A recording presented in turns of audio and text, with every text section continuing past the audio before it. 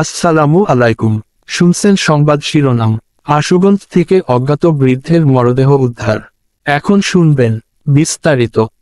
ব্রাহ্মণবাড়িয়ার আশুগঞ্জ থেকে অজ্ঞাত নামা এক বৃদ্ধের লাশ উদ্ধার করেছে পুলিশ।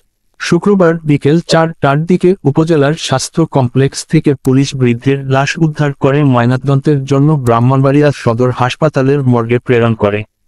আশুগঞ্জ থানার ভারপ্রাপ্ত কর্মকর্তা মোহাম্মদ বিল্লাল হোসেন ঘটনার সত্যতা নিশ্চিত করে জানান, বিকেলে আশুগঞ্জ গোলচত্বর এলাকায় বাবুল মিয়া নামের এক ব্যক্তি একজন অজ্ঞাত নামা বৃদ্ধকে অসুস্থ অবস্থায় পড়ে থাকতে দেখে আশুগঞ্জ উপজেলার স্বাস্থ্য কমপ্লেক্সে নিয়ে গেলে কর্তব্যরত চিকিৎসক তাকে চিকিৎসা প্রদান করেন। পরে বিকেলে চিকিৎসাধীন অবস্থায় বৃদ্ধ মারা যায়। বৃদ্ধের পরিচয় শনাক্ত হয়নি বলে বৃদ্ধের লাশ ময়নাতদন্তের জন্য জেনারেল হাসপাতালের মর্গে প্রেরণ করেন। তিনি আরও জানান, ওই বৃদ্ধের লাশের পরিচয় শনাক্তের জন্য পিবিআইকে ফিঙ্গারপ্রিন্ট নিতে বলা হয়েছে।